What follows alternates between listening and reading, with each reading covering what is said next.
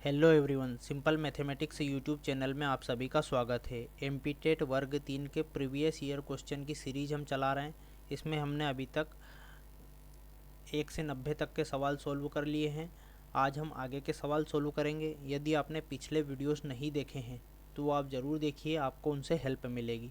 तो आइए दोस्तों, हम शुरू करते हैं। सवाल दे रखा है, the ratio of the length of a school ground to its width is 5:2। If the width is 30 metre then the length is, मतलब एक स्कूल के मैदान की लंबाई और चौड़ाई का अनुपात दे रखा है हमें, क्या 5 और 2। तो हम इसे 5x और 2x मान लेते हैं, है ना।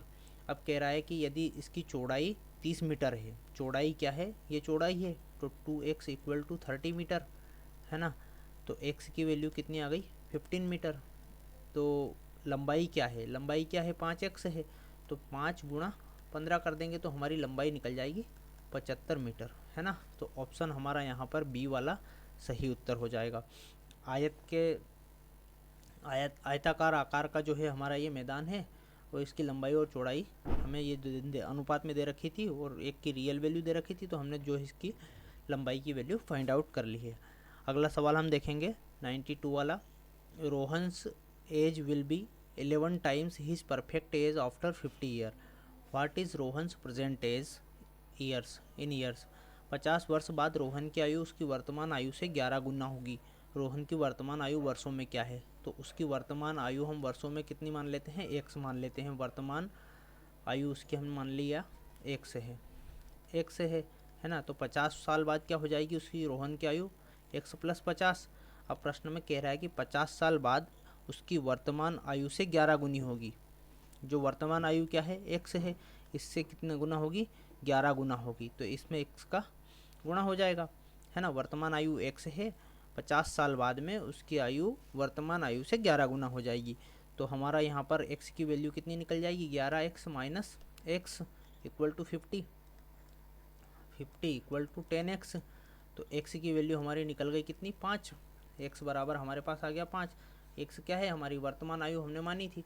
तो रोहन की वर्तमान आयु कितनी हो गई, 5 साल। ऑप्शन सी हमारा यहाँ पर सही उत्तर हो जाएगा। अगला सवाल हम देखेंगे, सवाल नंबर 93 दे रखा है, 4 के प्रथम 5 गुणजों का माध्य क्या है। Calculate the mean of first 5 multiple of 4। तो 4 के प्रथम 5 गुणज क्या हो जाएंगे, 4 एकम 4, फिर 4 दूनी 8। इस तरह से हम 4 की टेबल लेके और 4 के 5 गुणज निकाल लेंगे, है ना। तो ये 16 और 20। अब क्या कह रहा है कि इनका माध्य ज्ञात कीजिए। माध्य ज्ञात करने के लिए हम क्या करते हैं, इन सभी आंकड़ों को जोड़ेंगे और इन आंकड़ों की संख्या जितनी है उनसे भाग दे देंगे। हमारा जो माध्य का फार्मूला होता है, आंकड़ों का योग बटे आंकड़ों की संख्या।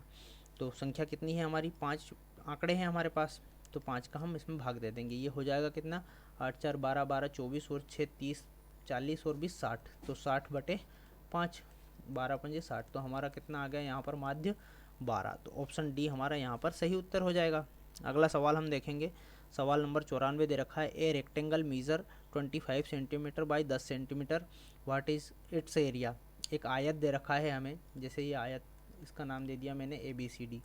इसकी जो आयत की माप क्या दे रखी है, 25 सेंटीमीटर और 10 सेंटीमीटर। तो 25 क्या हो गई, इसकी लंबाई हो गई, और 10 सेंटीमीटर इसकी चौड़ाई हो गई। अब आयत की क्या विशेषताएं होती है, आयत की सम्मुख भुजाएं बराबर होती है। ये भुजा इस भुजा के बराबर होती है, ये भुजा इस भुजा के बराबर होती है। तो इसकी माप भी कितनी हो जाएगी, 10 सेंटीमीटर, और इसकी माप भी हो जाएगी 25 सेंटीमीटर, क्योंकि ये इसके बराबर है 25 सेंटीमीटर, है ना। आयत के प्रत्येक शीर्ष पर, ये जो इसके वर्टेक्स होते हैं, शीर्ष होते हैं, इस पर 90 डिग्री का एंगल बनता है। आयत के प्रत्येक शीर्ष पर 90 डिग्री का एंगल बनता है।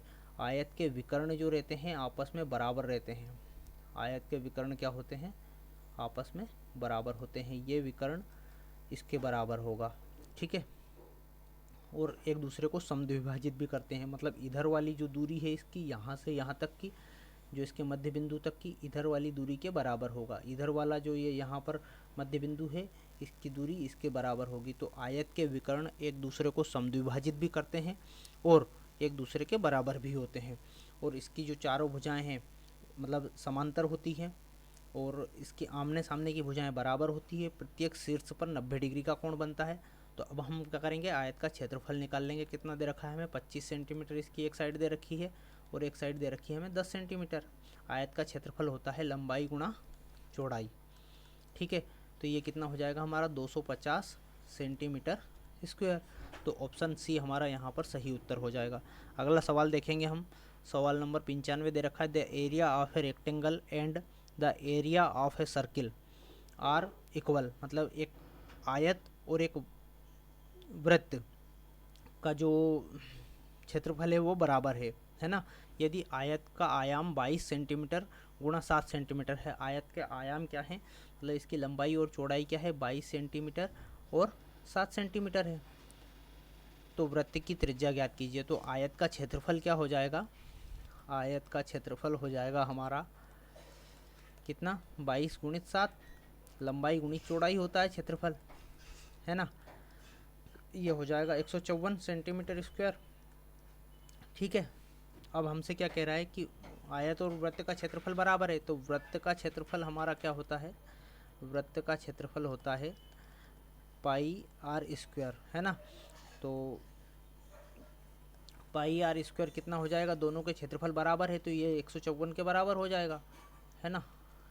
154 के इसके बराबर रख देंगे, तो यहाँ से हम आर की वैल्यू निकाल लेंगे। पाई की वैल्यू कितनी होती है, 22/7 बराबर आर स्क्वायर बराबर 154, है ना। तो यहाँ पर आर की वैल्यू क्या हो जाएगी, 154/22 गुणा 7, इससे इसको काट देंगे, कितनी बार जाएगा, 7 बार जाएगा, 7 और 7 का गुणा करेंगे तो 49, तो आर स्क्वायर बराबर 49। तो आर की वैल्यू कितनी आ गई हमारी 7, स्क्वायर हटाएंगे, स्क्वायर रूट लगेगा और रूट में से वैल्यू निकलेगी तो वो 7 निकलेगी, है ना। 49 7 का स्क्वायर होता है। तो हमारा जो वृत्त की त्रिज्या कितनी आ गई, आर कितनी आ गई, रेडियस 7 सेंटीमीटर। ऑप्शन सी हमारा यहाँ पर सही उत्तर हो जाएगा। अगला सवाल हम देखेंगे, सवाल नंबर 96 दे रखा है, दो वृत्त की परिधि का अनुपात हमें 25 49 दे रखा है, उनकी त्रिज्याओं का अनुपात क्या होगा। तो वृत्त की परिधि का सूत्र क्या होता है हमारा, वृत्त की परिधि का सूत्र होता है 2πr, है ना। अब इनका दो वृत्त दे रखे हैं तो इसे एक को r1 ले लेंगे, एक को r2 ले लेंगे, 2πr1 रेशो 2πr2, है ना। ये दो वृत्त बना रखे हैं हमने इसके जो परिधि है उसकी वैल्यू रख देंगे, तो ये 2π से 2π कैंसिल हो जाएगा हमारा। तो इनका जो 25:49, ये क्या r1 और r2 की वैल्यू क्या रहेगी, 25:49 रहेगी, क्योंकि ये आइडेंटिटी सेम है हमारी, है ना। r1 और r2 अलग अलग आएंगी, तो इनकी जो त्रिज्याओं का अनुपात भी क्या होगा, 25:49 हो जाएगा। ऑप्शन सी हमारा यहाँ पर सही उत्तर हो जाएगा। अगला सवाल हम देखेंगे, 97 नंबर का दे रखा है, in which of the following are the length of diagonal equal, निम्नलिखित में से किसके विकर्णों की लंबाई बराबर है। अभी मैंने आपको पिछले सवाल में ही जो आयत की प्रॉपर्टी बताई थी उसमें मैंने बताया था कि इसके जो विकर्ण रहते हैं एक दूसरे के बराबर होते हैं, समद्विभाजित करते हैं, इसके चारों शीर्षों पर 90 डिग्री के कोण बनते हैं, इसकी सम्मुख भुजाएं बराबर होती है और समांतर होती है ना। तो इस तरह से हमारा विकर्णों की लंबाई किसकी बराबर हो जाएगी, आयत की बराबर हो जाएगी। ये यहाँ आयत का हमने चित्र बना रखा है, ये क्या है हमारा समचतुर्भुज। समचतुर्भुज की क्या होता है, समचतुर्भुज की सभी भुजाएं बराबर होती है, इसके विकर्ण एक दूसरे को 90 डिग्री पर प्रतिच्छेदित करते हैं। जो समचतुर्भुज हमारा होता है, समचतुर्भुज, इसके विकर्ण जो एक दूसरे को जहाँ प्रतिच्छेदित करते हैं वहाँ पर कितने डिग्री का एंगल बनता है, 90 डिग्री का एंगल बनता है। इसके शीर्षों पर 90 डिग्री का एंगल नहीं बनता है, लेकिन इसके विकर्ण जहाँ प्रतिच्छेदित करते हैं वहाँ पर 90 डिग्री का एंगल बनता है। ये हमें ध्यान रखना है। इसकी साइड जो होती है, चारों साइड इक्वल होती है, ठीक है। ये हो गया हमारा क्या, रेक्टेंगल। रेक्टेंगल का क्या है, इसकी सम्मुख भुजाएं बराबर होती है, आयत सम्मुख भुजाएं बराबर होती है। उसके बाद में इसके शीर्षों पर 90 डिग्री का एंगल बनता है, इसके जो शीर्ष रहते हैं उस पर 90 डिग्री का एंगल बनता है, और इसके विकर्ण बराबर होते हैं। ये हमारा क्या हो गया, समांतर चतुर्भुज। समांतर चतुर्भुज, समांतर चतुर्भुज की सभी भुजाएं समांतर होती है ना। ये भुजा इसके समांतर होगी, इसका हम थोड़ा मार्कर चेंज कर लेते हैं। ये भुजा इसके समांतर होगी, ये इसके समांतर होगी, है ना। इसके जो विकर्ण होते हैं वो एक दूसरे के बराबर नहीं होते हैं, और ना ही इसके विकर्ण एक दूसरे को 90 डिग्री पर काटते हैं, ठीक है। ये बात हमें ध्यान रखना है। ये हो गया हमारा समलंब चतुर्भुज। कौन सा, ये समलंब चतुर्भुज। समलंब चतुर्भुज के भी विकर्ण एक दूसरे को बराबर नहीं होते हैं, इसके विकर्ण जो है बराबर नहीं होते हैं, बराबर नहीं होते हैं। ठीक है, तो इस तरह से हमने इनकी प्रॉपर्टी देखी। अगला सवाल हम देखते हैं। सवाल नंबर 98 दे रखा है, विच of the following is a perfect square, मतलब निम्न में से कौन सा एक पूर्ण वर्ग है। ये संख्याएं दे रखी है हमें। अब हम इसमें अनुमान लगा सकते हैं, जैसे ये 2 जीरो इसके पीछे दे रखी है ना, तो ये एक पूर्ण वर्ग होगी। तो ये किसका वर्ग हो सकती है, जैसे ये 25 हमें आगे दे रखा है इसमें, तो ये 5 और 0 मतलब 50 का ये पूर्ण वर्ग हो सकती है। तो 50 का हम इसमें अनुमान लगा सकते हैं। जैसे इसका स्क्वायर करेंगे तो 1 जीरो का 2 जीरो हो जाएगा, और 5 का स्क्वायर करेंगे तो 2500। ये क्या है, 50 का स्क्वायर है। मैं आपको स्क्वायर की एक शॉर्ट ट्रिक बताता हूँ। जैसे हमें किसी भी नंबर का स्क्वायर करना है, तो जैसे ये 23 दे रखा है, तो क्या करते हैं हम, सबसे पहले जो पहले ये यूनिट डिजिट मतलब जो इकाई अंक रहता है इसका स्क्वायर करते हैं। तो 3 का स्क्वायर करेंगे, 3 3 जा 9 हो जाएगा। फिर इन दोनों का गुणा करते हैं, 2 3 जा 6 हो जाएगा। और जैसे इसका स्क्वायर कर रहे हैं तो इसको डबल कर देंगे, 2 3 जा 6, और 6 का डबल करेंगे तो 12, 12 का 2 लेंगे, कैरी 1 हो जाएगा हमारा। फिर 2 का स्क्वायर करेंगे, 2 2 जा 4, और 1 5 हो जाएगा। तो ये हमारा 23 का स्क्वायर हो गया। जैसे हमें स्क्वायर करना है 51 का, है ना, यहाँ हमें 50 का स्क्वायर निकला, ये पूर्ण वर्ग ए राइट आंसर हो जाएगा। 50 का 1 का स्क्वायर करना है, तो 1 का स्क्वायर करेंगे 1 हो जाएगा। फिर हम इन दोनों का गुणा करेंगे, 5 1 जा 5, है ना। फिर उसका डबल करेंगे तो 10 हो जाएगा, 10 का 0 और कैरी 1 हो जाएगा। फिर 5 का स्क्वायर करेंगे, 5 5 जा 25 और 1 26। तो ये हमारा किसका स्क्वायर हो जाएगा, इसका 51 का स्क्वायर हो जाएगा। जैसे हमें स्क्वायर करना है किसी भी जिसका इकाई अंक 5 हो, जिसका इकाई अंक 5 हो। जैसे ये नंबर है हमारा, इसका इकाई अंक 5 है, इसका स्क्वायर करना है तो हम कर देंगे 5 का स्क्वायर कर देंगे 5 25, और इसमें एक बढ़ाकर जो इसका दहाई वाला अंक है इसको एक बढ़ाकर उसका गुणा कर देंगे। जैसे यहाँ 1 है तो इसमें 2 का गुणा कर देंगे, तो 2 एकम 2 हो जाएगा, ये 225। जैसे हमें दे रखा है 35, 35 का स्क्वायर करना है तो हम यूनिट डिजिट जो है इकाई अंक है उसका स्क्वायर कर देंगे, 5 का स्क्वायर हो जाएगा 25, और इसमें एक अंक बढ़ाकर 3 है तो 4 का गुणा कर देंगे, तो यहाँ हो जाएगा 1225। तो हमारा 35 का स्क्वायर कितना हो गया, ये 35 का स्क्वायर हो गया 1225। इस तरह से हम वर्ग निकाल लेते हैं।